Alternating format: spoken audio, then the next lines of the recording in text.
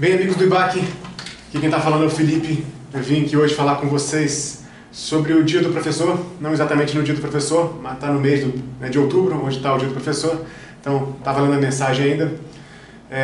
Eu que sou professor também, sou professor, adoro essa profissão de professor, aliás, diga de passagem. Meu primeiro emprego foi como professor de inglês. Eu já dei aula em vários cursos diferentes, né? Além do inglês, eu dei aula de psicologia para graduação, para pós-graduação, já dei aula até de jiu-jitsu eu já dei aula. Então, é uma profissão com a qual eu me identifico muito e em função disso, nesse Dia do Professor, o IBAC está resolvendo enviar uma mensagem, né, para todos nós, né, que essa profissão tão importante que é a profissão do professor. E temos um tema em específico, né, que a gente gostaria de citar aqui, que é um tema que acaba afetando professores principalmente, né, além de algumas outras categorias profissionais também, professores, que é o tema do burnout. E como é que a gente pode estar lidando, né, com esse tipo de situação. O burnout é uma patologia de sobrecarga. A profissão de professor é uma profissão que exige uma carga de trabalho grande, mas o que exatamente vem a ser essa sobrecarga, né? Todo trabalho ele gera um custo para a empresa e um custo para o trabalhador. Para a empresa, custos como salários, benefícios, condições de trabalho, IPTU, água, luz, energia, essas coisas, material de trabalho, essas coisas assim, né? Mas para o trabalhador ele gera um custo também. Esse custo a gente vai colocar em 3 dimensões diferentes, que é o custo físico do trabalho, o custo cognitivo ou intelectual e o custo afetivo ou social, né, do trabalho. Do ponto de vista físico, o custo que o trabalho gera é o que ele exige de você, do seu corpo, né, enquanto está fazendo as coisas. Então, a profissão do atleta, por exemplo, é uma profissão que exige muito do corpo. Ele vai ter lá suas lesões específicas dependendo do esporte que ele vai fazer. O trabalho doméstico, né, também é um trabalho que exige muito do corpo. Ajoelhar, levantar, pano, passar roupa. É um negócio altamente não ergonômico. Um ferro de 5 quilos numa mão, nada na outra. Você passa ali horas, né, fazendo esse tipo de coisa. Você termina o dia torto, né, e o custo físico do trabalho é esse. Pessoas que passam um dia no computador, um custo muito grande para articulações, está mexendo aqui, lombar também, né, cervical, a coluna sofre muito, né, por estar passando muito tempo numa cadeira. Professor geralmente tem um custo físico alto na área do joelho e da garganta. Passamos muito tempo em pé para ministrar aula, e a garganta também, né, o instrumento de trabalho é a voz, então tem que ter um certo tom de voz até para poder manter o controle da turma, né? Então são custos característicos, né, do trabalho do professor.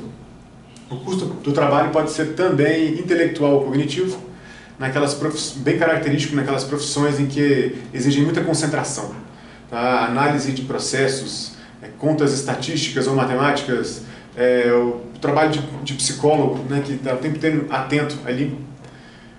O professor também é um trabalho que tem um certo nível, né, de exigência cognitiva e intelectual, muito estudo, né, muita gente numa sala para prestar atenção. E o custo afetivo e social, né, do trabalho é o quanto o trabalho exige de você nessas áreas, né, trabalhos que tenham a necessidade de um sigilo profissional, como polícia ou ABIN, ou profissões assim, né, que você não pode estar compartilhando seu trabalho com os outros. Nós temos uma necessidade de compartilhar nosso trabalho.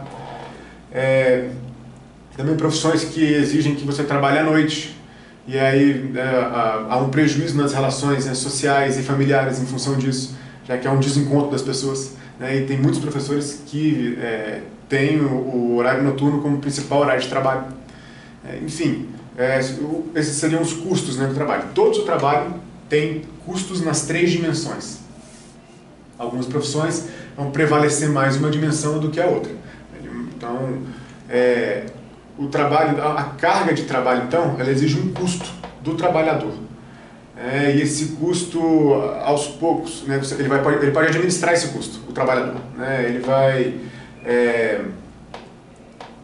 trabalhar numa rotina e depois descansar no final de semana ou de noite, ou fazer outras atividades, né, extra laborais, como massagem, terapia, né, ou outras coisas assim, para estar aguentando o custo que o trabalho exige. Então, quando a carga do trabalho fica alta demais, a gente chama de sobrecarga no trabalho, o custo passa a não ser... ele passa a ficar alto demais, né? Fica difícil administrar esse custo. Ele cobra um preço seu. Então, são patologias de sobrecarga, né, que a gente vai falar no trabalho. Essas patologias, elas começam dando alguns sintomas, né, e depois a pessoa vai procurar profissional, médico ou psicólogo, né, para poder entender esses sintomas. Sintomas que podem aparecer na forma física, como lesões por esforço repetitivo, dores nas articulações, artrites, artroses, né, essas coisas. E isso vai comprometendo, né, o cotidiano da pessoa à medida que o tempo passa. Como também esses sintomas podem aparecer na forma de uma descompensação mental, tá? Crises de ansiedade, episódios de humor deprimido, até mesmo surtos psicóticos, né? Crises de paranoia, perseguição ou falas um pouco desconexas, né, ali. Então, principalmente quando o nível, né, do estresse, ou seja, a carga do trabalho está muito alta. Então, aí o profissional da saúde, ele vai avaliar, né, de onde vêm esses sintomas, qual é o quadro, né, ao qual esses sintomas pertencem, para dar o devido tratamento. Tem algumas possibilidades, né, de patologia de sobrecarga. A gente vai focar nesse vídeo de hoje na patologia do burnout, que é, numa tradução livre minha, seria algo como exaustão, explosão, esgotamento, né, seria algo nesse sentido. O burnout, ele é uma resposta a trabalhos monótonos, repetitivos e com pouco sentido. Então, o custo do trabalho vai ficando alto, né, quando você tem essas características. O burnout também está relacionado, ele também pega, né, profissionais de saúde, além de profissionais da educação, como principais categorias, né, que sofrem esse tipo de situação. Ele é um sentimento de fracasso e exaustão, devido ao excessivo desgaste de energias e de recursos, né, do trabalhador para executar suas tarefas, né? Historicamente, ele está relacionado à diminuição do trabalho no setor primário, agricultura e pecuária, né, e o aumento do trabalho no setor terciário, de serviços. Então, isso está relacionado com o aumento de casos de burnout na nossa sociedade também. Então, a pessoa vai chegando, né, num momento de estafa, ela vai acumulando, né, até que uma hora que ela sente que ela não dá mais conta, ela simplesmente explode, né, seria alguma situação simbolicamente assim. E ficam alguns componentes bem característicos do burnout, como exaustão emocional, uma carência de energia, né, sensação de estafa, uma falta de envolvimento no trabalho. Depois que a pessoa estoura, né, ela não consegue mais voltar a se conectar com o trabalho, sente que está inadequada naquele ambiente, começa uma série de autoavaliações negativas, né, sobre o desempenho dela, a função dela ali naquele local, a despeito da história anterior dela, que ela tinha, né, ali no trabalho, ou de opiniões de outras pessoas, e até mesmo uma despersonalização, né, que é um endurecimento afetivo muito grande, né, a pessoa passa a reagir com muito cinismo para as várias práticas, ela coisifica as outras pessoas no trabalho, né, colegas e trabalhadores, e clientes também, né, ali. Fica dissimulada, muita ansiedade, irritação, né, seriam alguns sinais, né, disso. É um quadro bastante impactante na saúde, leva-se semanas ou até meses para se recuperar num quadro desse. A pessoa fica comprometida com relação ao trabalho, parcial ou totalmente, muito difícil voltar, né, se envolver ali, ter um rendimento sem o devido tratamento, que envolve acompanhamento psicológico e psiquiatria, também para poder auxiliar com a parte medicamentosa. Então, são vídeos característicos, né, que às vezes circulam na internet para ilustrar a questão do burnout em professores. O professor pede para a turma fazer silêncio uma vez, ela, né, tacando o terror, pede 2, pede 3, pede 4, até uma hora que ele estoura completamente. Outros que eu já acompanhei também, ele pede para o aluno guardar o celular, o aluno não guarda, ele pede de novo, não guarda, pede para o outro, não guarda, né, vai até a hora que ele não aguenta mais, e aí pega um como se fosse a gota d'água, que vai transbordar o copo, pega o celular do garoto, joga no chão, começa a pular, começa a gritar, fica irreconhecível, né? Ele não seria a reação que as pessoas que a conhecem estariam acostumadas, né, a ver ele dessa maneira.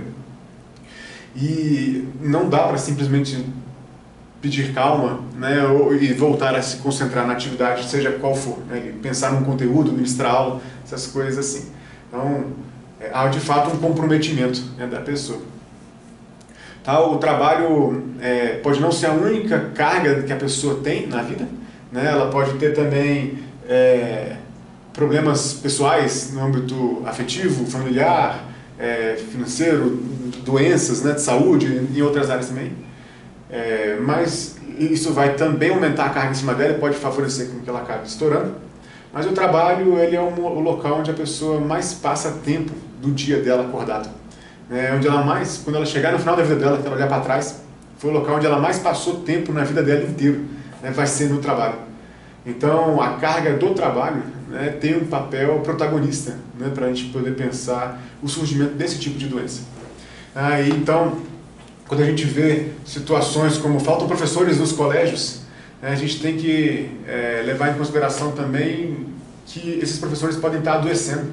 E é justamente o que as estatísticas estão mostrando. Muitos problemas de ansiedade e depressão. Depressão é a principal causa de afastamento no trabalho do servidor do GDF no ano passado. Então, a que situação esses profissionais estão submetidos, né? Como a gente está, qual é o ambiente, né, que a gente está colocando esse profissional para estar ensinando futuras gerações? São questões importantes para a gente estar levantando aqui nesse mês do professor, né, que não vamos pensar só no dia do professor como um único dia, afinal de contas a gente tem aula todos os dias, né, em muitos locais aula até domingo. Então, todo dia é dia do professor, temos que olhar com mais atenção para esse profissional, para como ele está trabalhando ali dentro, para poder tornar esse processo o mais efetivo possível.